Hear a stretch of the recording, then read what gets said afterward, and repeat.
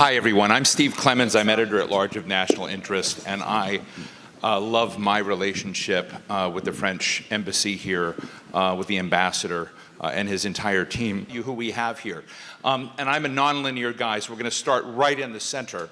Here we have the great Ken Burns. Of course, Ken, congratulations to you and your team. An incredible show. Ken, of course, is co-founder of Florentine Films. He is the preeminent documentary interpreter of American history across all of our history. We can talk about the Civil War, the Vietnam War, and I kept, kind of complaining on the side, when is he going to get to the Revolutionary War? So thank you finally for that. And then, of course, to his left, we have Sarah Botstein, who's senior producer at Florentine Films. She's the principal creative force behind this show, as I understand American Revolution. I want to know, if you do anything like this again, how do I become an extra and walk through those bogs? I paid a lot of attention to the mud and to the people in the acting. I mean, sometimes you forget that there were real people that you had, in fact, performing various roles of this. So Sarah, thank you so much. And then at our far left over here, we have Rick Atkinson. Rick was one of the wonderful voices, both at the beginning of, I think he was the first historian at the beginning and the last at the end. Yes. And is that correct? That is correct. And was through this. And Rick, of course, is a specialized in 18th century France, the broader European, that is Iris, excuse me. He's our British guy. He really spends a lot of time trying to understand the psyche of King George, which we'll get to in a moment. He's got a three-part series, The British Are Coming. His book is the first volume of a planned trilogy. I think you've done 1 and 2, right? And you've got a third yet to come. And I just want to thank you for making this so real, which we'll get to in a moment. And Iris DeRode, I just loved your commentary. I also loved when you said they were walking.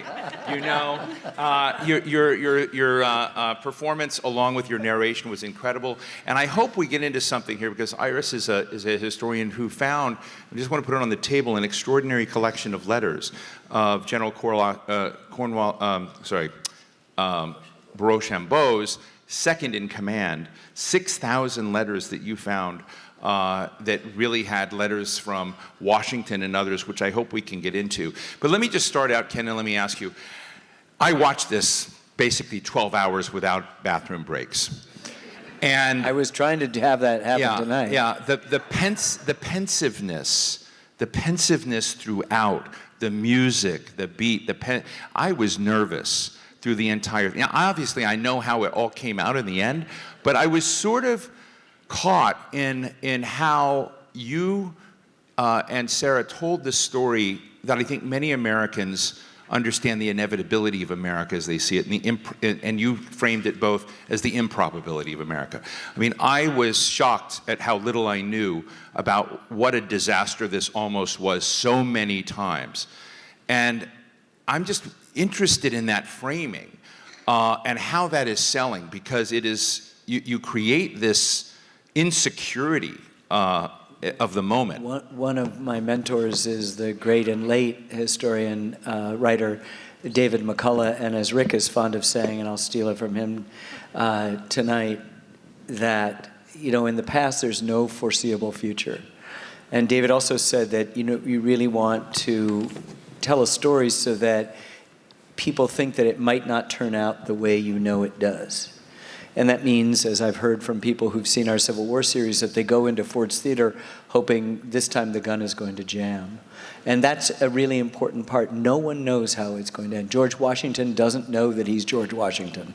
That is to say, there's going to be a pointy statue in a national capital that's named for him, and a state on the other side of the country that's named for him, and $1 and a quarter. He doesn't know that then. And that's the problem, the great arrogance of the present, because we are alive, is somehow we think we're smarter than the people there, and that we can occupy their psyches and understand what's going on. You cannot. There's, when the French come in at the end of episode 4, you think, it's a fait accompli. And by the end of episode 5, the British have taken Charleston, and Washington himself is wondering whether this is going to work. And And I feel that too, making the film, that it is not going to happen, even though I know how it turns out. Sarah, I want to get to you on the pensiveness that you baked into this as well, but I want to, before we do that, just raise one other issue. And, as I watched this again, and also just learning so much about Benedict Arnold, who was such a war hero, such an extraordinary leader, and like Washington, would ride out in front of the troops with bullets going all around, would get shot, et cetera, was there. But how personal vanity and ego and sense of personal grievance drove Benedict Arnold to become the Benedict Arnold we know, but it also drove George Washington, who was pissed off that he was not given a British commission, who was pissed off about them. So I'm just sort of interested in how the vanity of these people we look at as such grand figures was often pretty petty. Well, that's new in human life. Yeah, I was going to say. I'm tossing it to Rick. I'm glad we outgrew that. Yeah. Thank goodness, yeah. History hasn't been about that.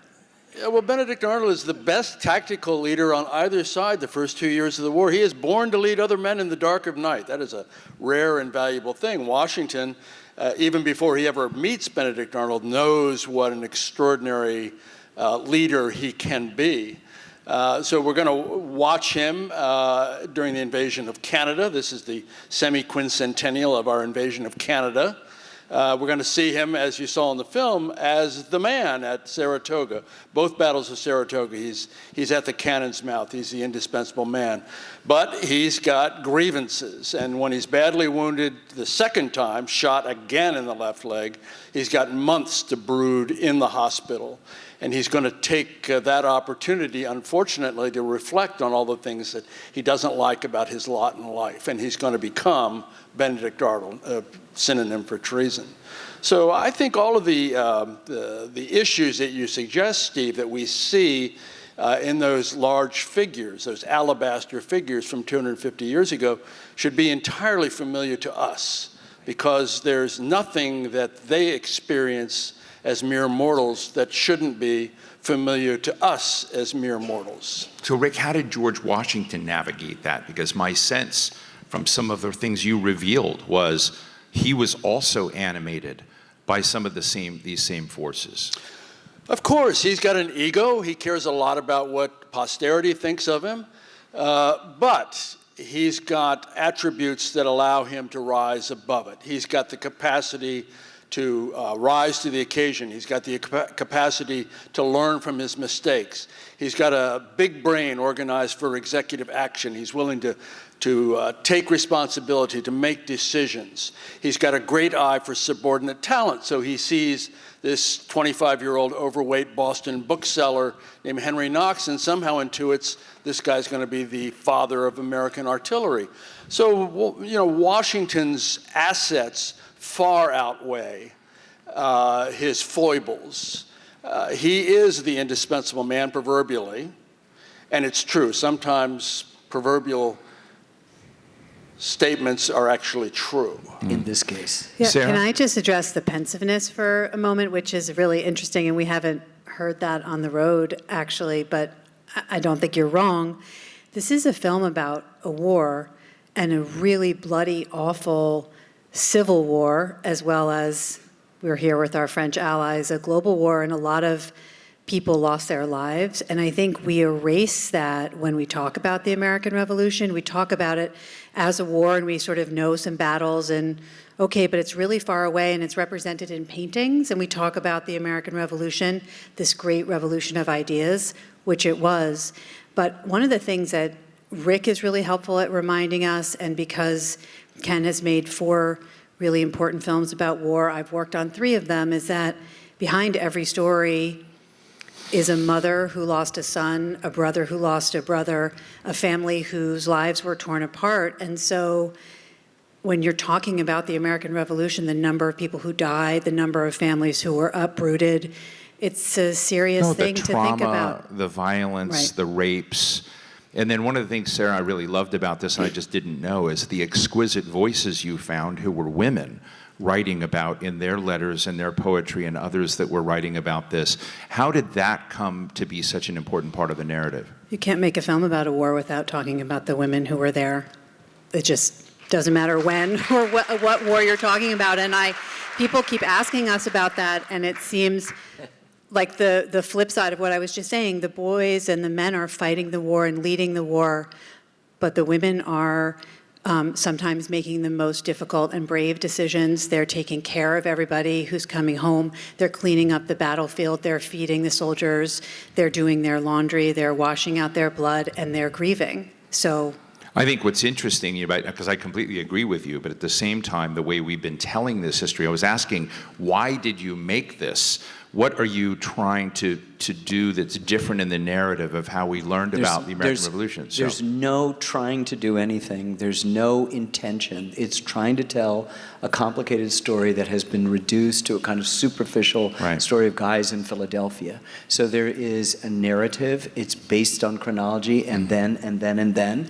And it is open to all the various perspectives, so everybody has a voice, not because that's our intention to impose that on it, because that's the truth of what happens. And you can ignore a Native American dimension, you can ignore an enslaved and free black dimension, you can ignore women, you can ignore the ordinary soldiers, German, French, Irish, Scottish, Welsh, English, American, Native American, black, all those voices are there and present, and women are, as Sarah said, central to the story in our narrative. So we're just calling balls and strikes about what happened. The problem is that we've tended to use our history as a way to edit our present. And so we then reduce the reality of our history to fit the convenience of the moment. And it's not the way we roll. So we have no intention going in just to try to figure out what is the good story to tell. Well, I love how you started with Native American voices in this, but it takes me to episode 1,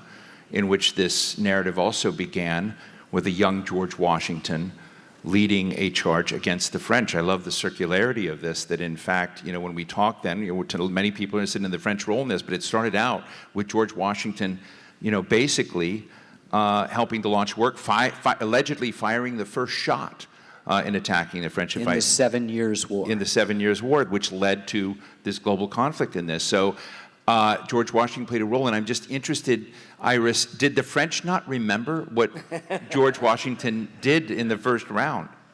They did. Actually, it's a funny story because, of course, they tend to forget that's part of the story because it was a long time ago and they start to really admire George Washington. But some of the officers that came here, being Rochambeau and those around him, had been fighting, of course, in the 7 Years' War. They had heard of a faraway story of someone in Ohio killing Jumonville, the murder of Jumonville, which, of course, George Washington was held accountable for. And people such as the person you mentioned of the archive, Châteaudoux, who is the second in command under Rochambeau, he read about him and wrote about Washington during Jumonville. He was actually quite interested. Oh, this is in the letters? So, yeah, this is in the letters. And so during the 7 Years' War, the name of Washington circulated in Paris. His account on Ohio, which is a particular account that he published, also circulated. So the French did know, and they called him a murderer. But of course, that shifted fast during the Alliance, and especially 1780s, when they started to really admire George Washington and see him as the greatest leader of their time. Well, let's take us a couple of notches further on the French decision. Benjamin Franklin, the most famous American in the world, trying to literally seduce the French to take action in lots of ways.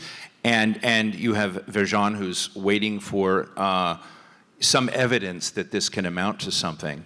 And I think the big debate that many have about the French was, in many ways, what you see in what Ken and Sarah put together is the sort of makings of the early trappings of Nixonian realism versus Wilsonian idealism. The idealists, the utopians, the Marquis de Lafayette's, versus someone who is more steely-eyed about this. And I am interested in Lafayette because he was a true believer. He seemed like a precocious 19-year-old kid. Did anybody look at Washington strangely, saying, why are you taking and turning this 19-year-old boy into a major general and bringing them in? Was that looked at as odd by anyone? It was seen as odd by several because Lafayette, of course, didn't come alone. He came with about 100 other French volunteers in the 1770s, or 1777. And the American officers were actually quite suspicious of these French officers that came. Most were very young, most didn't have much military experience, and most, of course, were looking more for glory for their own French army than anything else. And so people looked down upon them. But Lafayette was actually an exception because, of course, he had many talents, and he especially had, as said in the documentary too, he had a lot of money. He had very good connections at the French court. And so he was an important figure for the American Congress, especially, that wanted to have a more formal alliance with the French. When Lafayette came, there was already the informal part of the alliance, sort of the covert aid that they would be sending. And of course, Lafayette represented more that part. And then, of course, the Americans were hoping for more aid, and Lafayette became the perfect symbol for that, and also the perfect person to represent that. Rick, from the show, and the depiction, it seemed like one of the few, and there may have been many more, who knew that a global war had to be sparked so the Americans could win was Benjamin Franklin, who was trying to bring the French and the Spanish in for these large tectonic reasons. Did Washington realize that? Did others, in the Continental Congress realize it? I mean, because what I found interesting is when you begin looking, when it was such a fragile conflict that could have been lost at any moment for a lot of reasons, the weather, I mean, all different kinds of reasons, of whether or not there was a realization that that had to happen and to spark their involvement, or not. Well, there was a recognition early on that we, the Americans, needed help, that Washington, when he takes over the Continental Army in July 1775, writes an extraordinary number of letters looking for gunpowder. He's got no gunpowder. Where are you going to get gunpowder? Well, it turns out the clandestine supplies from the French of gunpowder and other munitions are really important. They're doing it through this wonderful playwright, Beaumarchais, who's beyond the power of any novelist to invent. The king and Vergennes have authorized this clandestine trade, and that's really important, but there's a recognition that we need more. The war is a stalemate for the first couple of years. Late in 1776, Washington writes to his brother, I think the game is pretty near up. And the way that they're going to get out of this stalemate and actually win their independence on the battlefield is through foreign assistance. First and primarily from the French. If the French come in, we know the Spanish, the Bourbon brothers are likely to come in. Then the Dutch are going to come in with other European nations, including the Swedes, the Russians, the Danes, providing assistance that takes this obscure brushfire war on the edge of the civilized world into a global war fought on 4 continents and the 7 seas. Right. I mean, one of the points that I think Rick helps us understand in the film is that there's bloodshed at Lexington and Concord in April. Washington shows up. It's another year before we declare independence, and part of the reason for that, to Ken's point about no one knew how the history was going to turn out, is because they're actually debating themselves what thing needs to come first, as Stacy Schiff says in the film. Are they going to declare independence? Are they going to get aid from a foreign power? How are they going to, they're making it up as they go. Or did they just want to get rid of the Stamp Act? Right? I mean, some people had pretty there's limited. A snowball is rolling toward independence. I think the interesting thing is that you have all of these individual insults, right? There's a word that they use. But then you also have these big ideas. And the migration of the complaint that is between an argument between British citizens migrates into something that is talking about, as Christopher Brown says in the film, and not a section that you've seen, into natural rights. And then all of a sudden, as you heard in the clip, Franklin is saying, we realize that our cause is the cause of all humanity.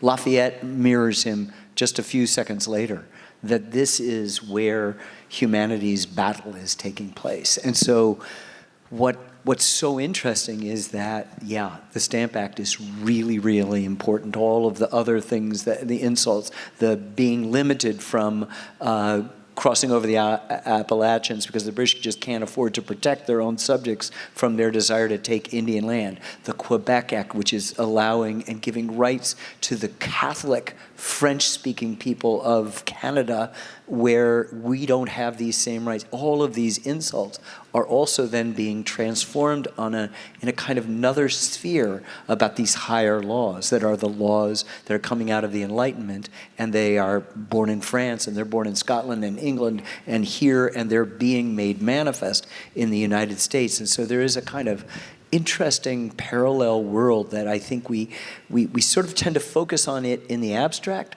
but it has its connection to the reality of what's going on. Well, I think that one of the things you deal with in the film, but it doesn't get resolved, is this tension that some of the values and aspirations that Lafayette has are actually revolutionary in a monarchy, right? And so, you know, when you sort of look at, and you also saw this in Britain, where letting the colonies go would send a reverberating, you know, systemic effect across, you know, colonies, you know, all over the world that might rebel.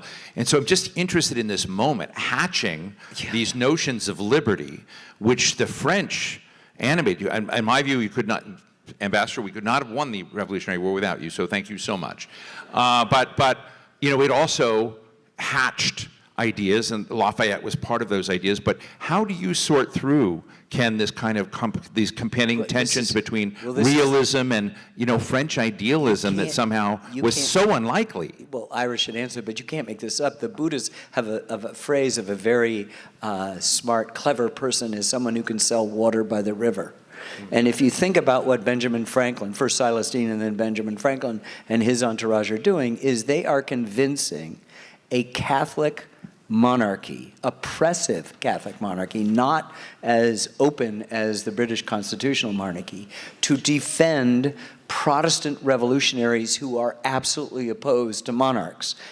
And they do that, right? I mean, this is amazing. It again comes to that pensiveness I felt, well, right? You know, the you can hear fragility. it in Lafayette. Lafayette loses his dad at 2, means he has no memory of his father, except the memory of his father is this animating thing in his life to injure to Britain. Right. And you have the humiliation of the 7 Years' War, which is animating the entire French monarchy to attack Britain. And you, if you are Benjamin Franklin, you are cleverly telling them this is how you can get back. And Spain, this is how you can get back. And the Dutch, this is how you can reclaim property lost in the New World. Help doing that. It's selling water by the river. Sarah? I think you can't underestimate the tension between Britain and France.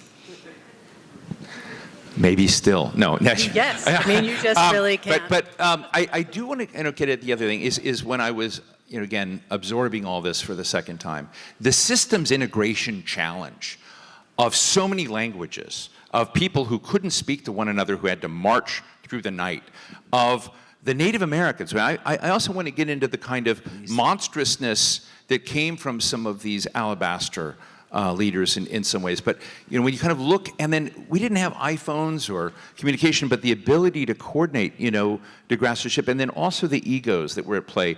And you in many times kept referencing the complexity of that, of those systems early on. I think it was Admiral d'Estaing, who did not like or get along with the American general. They did not coordinate, created, you know, both because of weather, poor communication, egos, I'm sorry? And class. And class. Yes. And so I'm interested in how that system integration nightmare began to get solved. But I want you to reflect on the letters you found, because what you shared with me just before tonight was they captured the incredible fragility of relations. Absolutely. So yeah, true. When d'Estaing, the first expedition, comes in 1779, everything collapses for many reasons, but one of the most important reasons is the cultural differences between the French and the American troops, and especially their officers, of course. Language is a barrier, but they have interpreters, so that can be surmounted. But the most important one is class, indeed.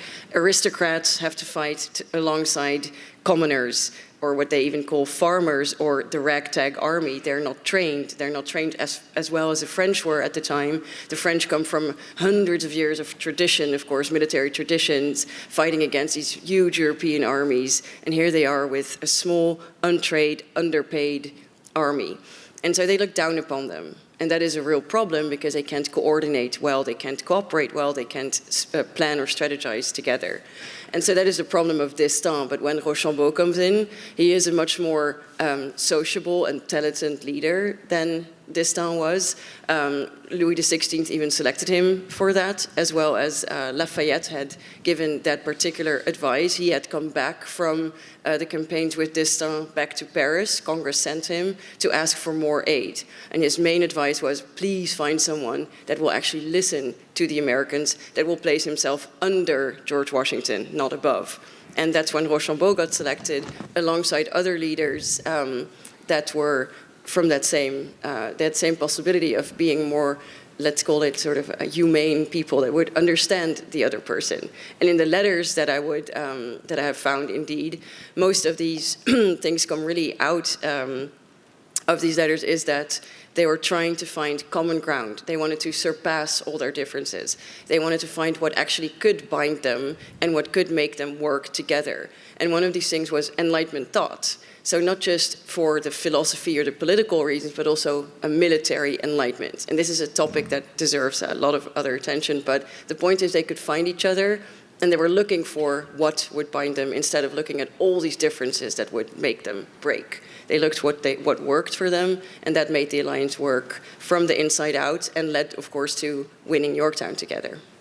Ken, I did not realize that George Washington had issued such harsh, horrible words to destroy and to actually engage in genocide and depopulation of huge swaths of Native American land. And it was just unambiguous. Wipe out everything. Don't be won over by peaceniks. I mean, and then early on, he also resisted. I think he probably had to tolerate things he did not in terms of black troops from Massachusetts and others. These are sides of Washington that we don't often digest very actively, and I'm interested in the monstrousness of some of the people that we hold high from the revolution. I would pull out, war is a monstrous thing, and Native peoples have been fighting among themselves and with us with a monstrosity as well. What's really true is that they didn't call it the Eastern Seaboard Congress, nor did they put Washington in charge of the Eastern Seaboard Army. They called it the Continental Army and the Continental Congress. They knew where they were going. They knew what they wanted, and what they wanted was the prize of North America, which is the land occupied by 300 independent nations, as different as the French are from the Spanish or the French are from the Prussians. And we try to, in this, sort of understand all of that. Washington does order, when there are attacks by what are the Six Nations of the Haudenosaunee and other tribes in Pennsylvania and New York. There's not much going on in the north.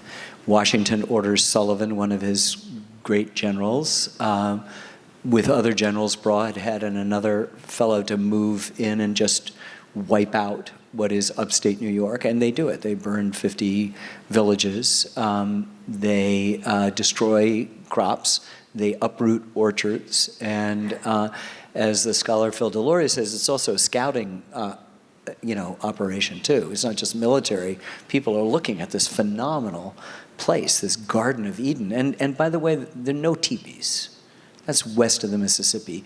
People are living in hogans, they're living in lodges, they're living in houses that would have clapboards and glass panes. You would have a hard time distinguishing a village when you came across it until you saw who was there and the manner of their dress, and even then it would be difficult. And it is a complete destruction of that way of life, and it basically opens up New York State to the settlement at the end of the revolution. I felt like that was one of the most valuable parts of this. Let me also ask, the other part too is about black soldiers. He is a slave owner.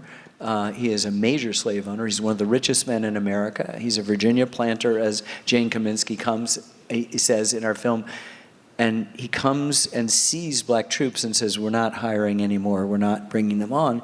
And she says he has the firm no of a Virginia planter, but he changes. He's able to grow. And I think what Rick was saying in distinguishing someone like Benedict Arnold, who is so fantastic. I mean, he's introduced in the very first moments of our second episode, and it's not till a quarter of the way through a sixth that you go, uh-oh, now I know why he's Benedict Arnold.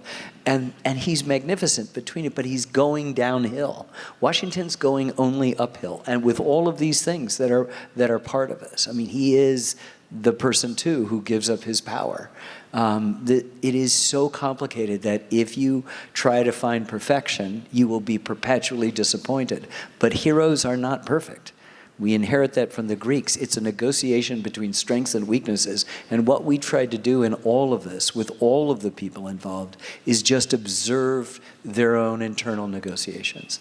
Rick, I would love to just get a snapshot from you about what was going on in King George III's head.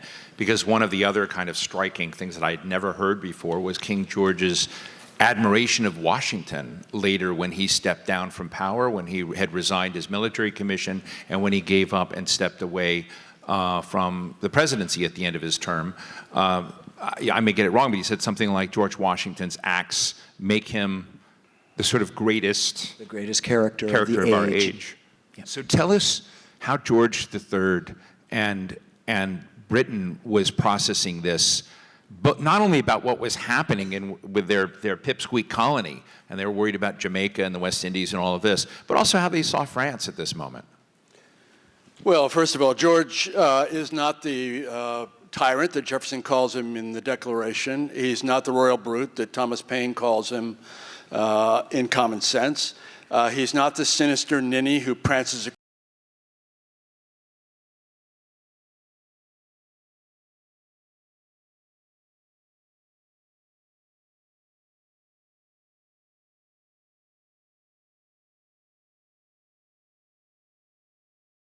the big ideas wrong, it's hard to get the rest of it right. And he's got the big ideas wrong. He believes, for example, that superior British firepower will cow the other 12 colonies once shooting starts in Massachusetts. That's wrong. They say if they can do it to them in Massachusetts, they can do it to us, and consequently it's a unifying thing.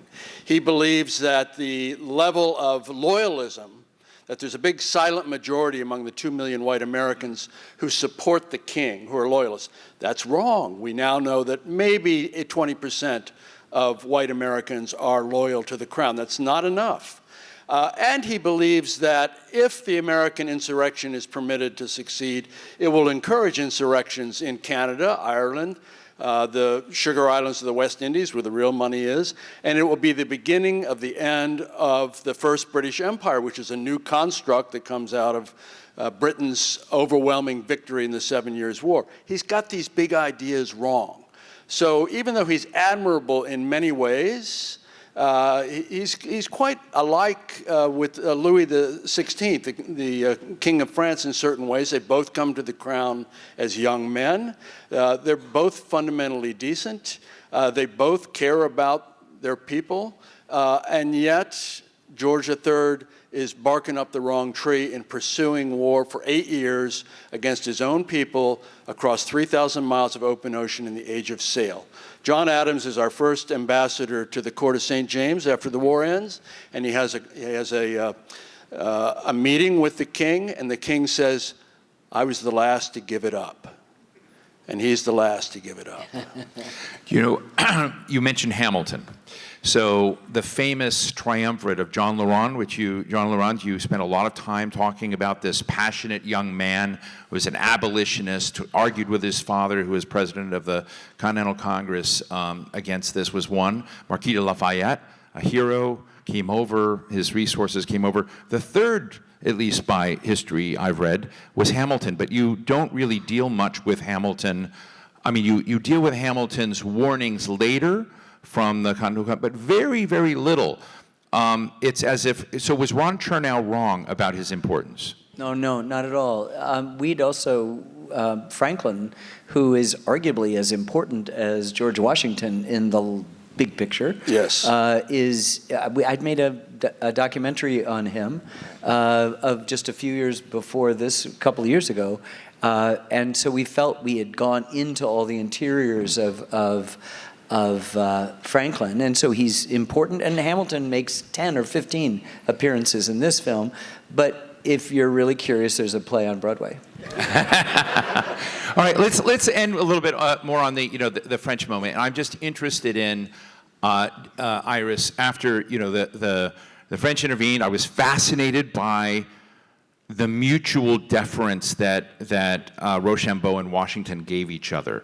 I was shocked by the news, which I didn't know historically, that George Washington was obsessed with taking New York City back, and actually gave that up and marched his armies down because Admiral de Grasse said, no, we're going here, which Rochambeau had said, I defer to the Admiral about where best to choose, and George Washington chose to defer to that.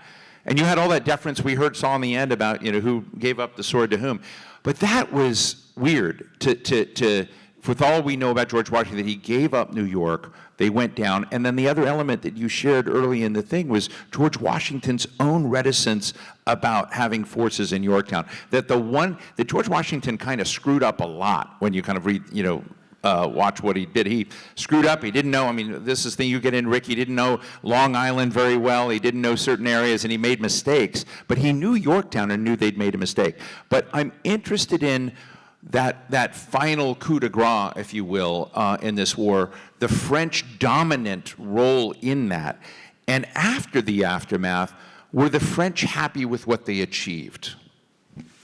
So it's a complex and long answer that I would need to give, but short form. Short. But as Rick has said, George Washington knew who to listen to. He knew who to ask advice from, and then he could also listen to it. And I would say that's the key of understanding that part of the story. De Grasse, of course, played an important role. He would sail to the Chesapeake Bay. Rochambeau himself was one of the main advisors to De Grasse prior to that decision, as were many others on Rochambeau's staff. And it's a long story that takes about 11 months on why they actually decide to go to Yorktown at the end. One of the main reasons is New York would have been such a better attack point because the British were really based there. It was their main stronghold. And if they would attack New York and win, the Americans could actually end the war. That's what George Washington thought. Any other operation would not necessarily end it. Rochambeau saw from the beginning onwards that is going to be a very tough one to attack. And then during the months that they were preparing an attack, they would do some research and more reconnaissance missions. And one of the main determining factors was in the summer of 1781, so just before Yorktown, they did what you call a reconnaissance in force mission, where they really started to test out all the different parts of the attack on New York. And the decision was that it was impossible to attack. And when George Washington saw that with his own eyes, he was looking around, he was marching around, he was studying really in depth all the different fortifications and where the British were held. That's when he decided to listen to the French and to go to Yorktown. So it's a complex story of a cooperation between Washington and Rochambeau. So one of the things I actually don't know historically is what the French thought about American slavery. So the other thing that just, brought a lump in my throat was the ordering that all slaves be returned to their owners, that, slavery was, one of the return to all the patterns which Washington ordered and others after the end of the war, and the plight of so many blacks that were shipped off to Nova Scotia and other places, but the anguish of all of that was going on. Where were the French in that? Because we don't really deal with that in the show, to my memory. Go ahead. So the French, it's a multi-layered story. Some French were pro-slavery, some were abolitionist. What I've seen mainly in the French journals on the American campaigns they were doing is that at the beginning, some were, again, they came from France, had never necessarily seen enslaved, but when they would start to question the entire institution. And most of them, the French soldiers, or especially the officers, they change throughout the war the more they see enslaved and plantations. Sarah?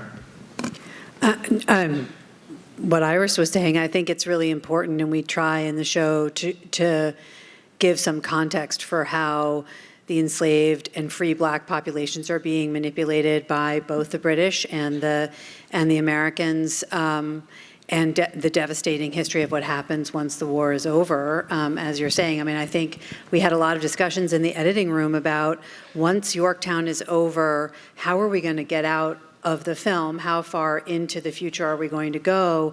And how sort of dreary and dark and tricky that end of the war is for so many different populations. And the same with Native Americans. I think, to your question earlier, the one thing I would add to what Ken was saying is I think you can't tell really good American history, and certainly not the history of the American Revolution, without talking about the Native Americans who were here long before all of us, and also fought valiantly and patriotically on the Patriot side, as well as on the British side for, again, all kinds of very understandable reasons. So whether it's slavery, class, these are all central questions that were raised in the Revolution, and we're still trying to figure them out 250 years later. Well, it's also important to yeah, remember, Rick? Steve, that Britain is the largest slave trading nation on earth, and France isn't far Which behind. becomes an amnesty hope for a lot of slaves in America. That's the contradiction. Well, that's the Not a contradiction, it's one of the hypocrisies of the Hypocrisy. British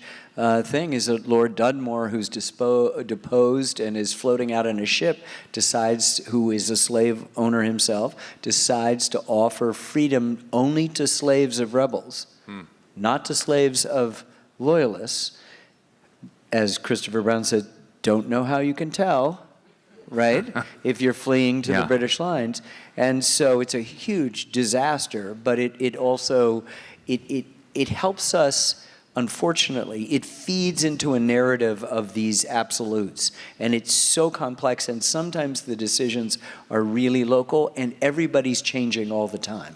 The situation is incredibly fluid, and I think one of the great crimes we exert on the past is to fix everybody at one particular point and hold them to that point for the entire story that we're going to tell. And what you see are just huge transformations within individuals and between cultures. Well, I'd like to go to the audience, but I want to ask you, Ken, one other question. A lot of people look to you in these films and the telling of history to ask about its relevance today, to ask when you sort of see the anguish, the torment, all of the improbability of the success of the American Revolution, what it stands for, and the creation of these ideals and values in democracy. I think some of the pensiveness I felt in that film was understanding the pensiveness that people feel today. And I'm just interested as you kind of deal with this. I didn't want to go too much down. I think you can get lost in that rabbit hole very quickly. But I am interested in whether or not we're doing a good enough job reminding people. I mean, you know, politics and democracy are not a kumbaya sport, but I am interested in whether or not we need to somehow get back to understanding, Of course. And, history doesn't repeat itself. And no event has happened twice. Mark Twain is supposed to have said, it rhymes. And we have always been aware of the rhymes. And we've been working on this film for 10 years. And when we began, Barack Obama had 13 months to go in his presidency. So the rhymes of 2015 and 2016 were incredibly different than the rhymes of today. And our job is to be disciplined, to sort of tie ourselves to the mast like Odysseus and not, hear the siren call, but not sort of point signs at it. I'm really like what this German soldier Johann Ewald says. We follow him all throughout. He arrives with the first batch of Hessians, and he's openly contemptuous of the rabble that is fighting the war, and the writings of this Thomas Paine character and that sort of thing, and rejoices at this fluky victory that they have at Germantown, and is openly contemptuous of the whole thing. But he's part of that surrendering army at Yorktown, and the very last words that you heard in the presentation this evening was, who would have thought 100 years ago that out of this multitude of rabble could arise a people who could defy kings? That's my answer. I just want to say, please give a round of applause to our wonderful panel here. Incredible. I choke up listening. I think we've got mics out, and we've got a little time for some quick form Q&A. It's got some, let's see here, we've got, right down here in the front. Is this Susan?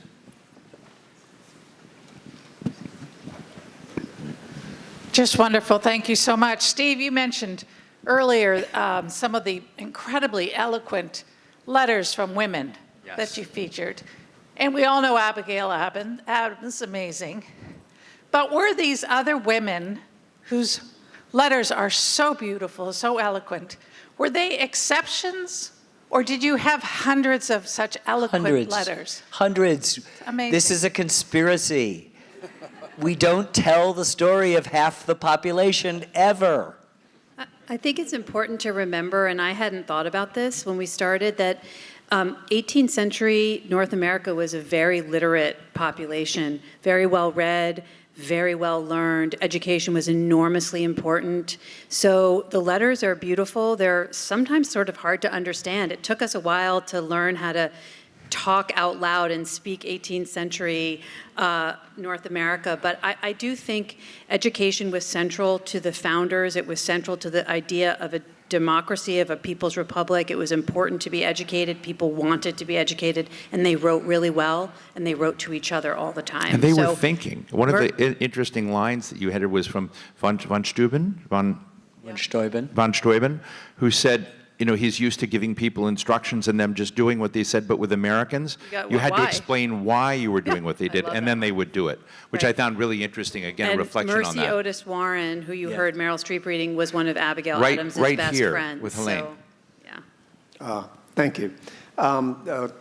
Incredible presentation and debate. Joseph Ellis in the quartet talked about the Second American Revolution. Do you have any comments on that? That there wouldn't have been a United States, that basically if it hadn't been for 4 or 5 or 6, I mean, it's a little flexible, but the 4 in particular who argued so much and put forward a United States as opposed to 13 states, which would have been more like the European Union. Do you have any comments on that? I'm not sure I understand your question. Oh, sorry. I think he's saying that Joseph Ellis, who appears a lot as a commentator throughout the series, from what I'm understanding, you're saying he said there were like 3 or 4 revolutions that were happening.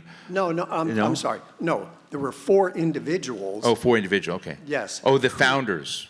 This is post-Revolutionary War, who basically put together the United States because the Are you talking about the Constitutional Convention? Yes. Oh, well, we go through that in the film. It's really clear that the Articles of Confederation don't work, and that they need a stronger federal government, and they figure this out, and they spend 4 months in the summer of 1787 in Philadelphia basically agreeing to 4 pieces of parchment. And there are a lot of people who are contributing to that, but there are many people. I'm reluctant to always ascribe to the top-down version that there are 4 people that are responsible for this. There are lots of ideas that are going on. There's some forceful. Hamilton is important. Madison's writing the code. Gouverneur Morris writes the poetic prologue. I mean, there's a lot of stuff going on, but it is really based on the tensions that each of the 13 former colonies, now states, are bringing to the table. Things about representation, things about borders, things about race, about, the 3/5 clause. And they're all adamant that if this is going to even go on, we're going to have a Bill of Rights. Iris? A very short shout out to La Luzerne, who was the second French ambassador, since we're here with the French ambassador today. He played a very important role during the American Revolution to consolidate the 13 states. He saw in order to win your war, you have to arrange this better. Right. And he really pushed these different states to the Confederation at the time of the Revolution and then forward too. So the French ambassador played an important role of unifying the United States and then getting later on the Constitution in place. Let's take one more. Do we have one more question here? Right here.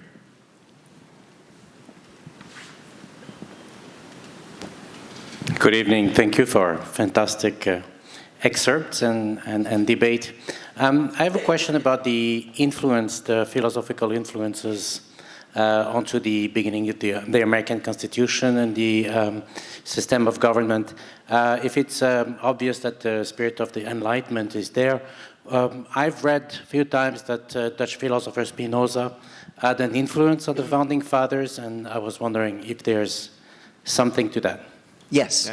Yeah, it's absolutely true. You know, what's amazing is the people that we call our founding fathers are almost to a person, to a man, white man, very learned and very well read and very well versed in philosophy. And so certainly Jefferson is read Spinoza. That is certainly in Montesquieu and Hume, and they're very widely read. And I think you can see that second sentence of the Declaration, what Walter Isaacson calls the greatest sentence in the English language. I would say it's the second greatest after I love you, being this distillation of Enlightenment thinking into one sentence. And that's the thing that the sort of the pressing of the dynamite that blows it out from an argument between Englishmen to, as I was saying before, into this question of natural rights. Before we close, I'm interested in all four of you, as you were all very involved in this project, and one of the things that I found amazing, because I've read a lot of founding era biographies, I'm a big fan of Gordon Wood and other people that you had, were focused on this period of the revolution, which sort of, in contrast, with all due respect to the gentleman, Joseph Ellis, when covering it later, that period of time just was ignored by a lot of historians. And so and I think we're all still learning about what the tactics of that time were. But I'm interested, as you all delve down, the letters you found and the research you did, Sarah, all the things you came out, what was the most surprising, unusual moment about either the events that unfolded that were different for you or the personalities that were involved? I'm always interested in revelations that you may have come to out of your own creative process here that you can share with the audience, because I think you are peeling back parts of the skin of one of the most important incidents in this nation's history, world history. But what was surprising for you? Sarah? The whole thing. I mean, I that sounds silly, but it really isn't. Rick has said this a lot, and I totally agree with him, and it was really helpful in making the film. It's a great underdog story. It's totally surprising. We did not win without the French, and there was enormous bravery and sacrifice and total craziness all the way around. So it's a great story of politics. It's a great story of war. It's a great story of families divided, split apart, and it's a really important reminder that we don't do things alone. Rick? Gosh, Steve, I go back to that fundamental question. What were they willing to die for? That's it. What are they willing to die for? We know that they fought for 8 years against the British Empire, which included the greatest navy the world had ever seen, in part because they were handing down to their progeny. They saw this continental empire in the future. They talked frequently about a rising empire that they were aspiring to because they wanted to preserve personal liberties, and they wanted to set up a system which set the people on a course that permitted them to be insulated against autocrats who thought primarily themselves. Very relevant. It seems very relevant. This is what they were willing to die for, and it's worth remembering 250 years later. Thank you. Iris?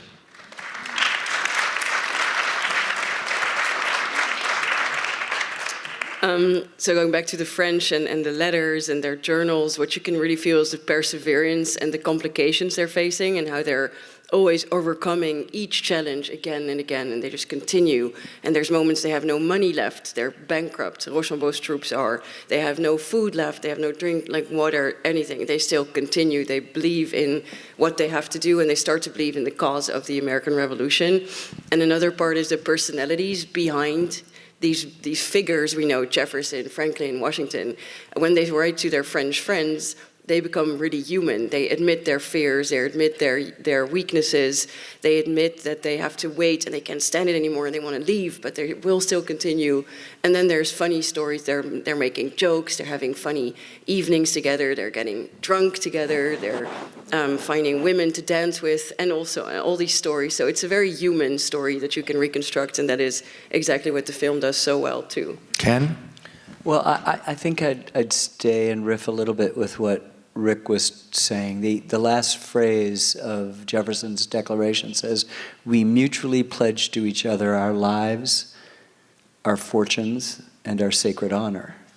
And it goes to Rick's first comment in the film, like, what are you willing to give your life for? And if you think about, George Washington was at a time, and then probably wasn't during the Revolution, the richest person in America, but he was one of the richest. And Jefferson and Franklin and Adams didn't fire a gun in anger, but he did. And he got shot at, and he rode out onto the battlefield and risked his life a number of times. And he spent 4 days after he'd accepted command at Mount Vernon. The rest of the time he was in a tent or somebody else's house. That's where the joke, George Washington slept here, which shouldn't be a joke. But he was willing to actually die for something that, in retrospect, to me, seems kind of abstract. And, you know, the question that comes out of it is that, could I have done that? What would I have been, a loyalist or a patriot? Would I have been willing to risk my life? Would I be willing to die for a cause, risk all of my fortune? Think of the richest people that you know. Are they willing to lay it down on something else other than the continual enrichment of themselves, an idea? It's really a powerful, powerful thing. And I think that's why Rick bookends our film in terms of the comments, because he comes to the meat of it at the very beginning. What are you willing to die for? That's the most significant question. And all of these and then people, what are you going to leave for posterity? What part of this are you going to take? It's not yours. What part of it are you going to take, understand, and then pass on to your own? The thing that impressed me the most, two things, is that there is a free electron of the word virtue flying all the way through this, all the way through. People are talking about virtue, virtue, virtue. Nothing, I think only a couple times did our narrator actually say the word, quoting someone else. But they're in quotes everywhere. Virtue, what is that about? And I think that's the most important and impressive thing to me, that it's it's one of the most what powerful, kind of people could we become powerful if stories we were virtuous of our history. And I just want to thank you all for sharing with us, helping us get in the heads of that moment, and also, I think, by you showing us the warts as well as the inspirational vision, makes it so much more real. It's absolutely, absolutely stunning. So please give a big, big round of applause to Iris DeRode, to Rick Atkinson, to Sarah Botstein, and of course to Ken Burns. Thank you all so much for joining us, and congratulations on the American Revolution.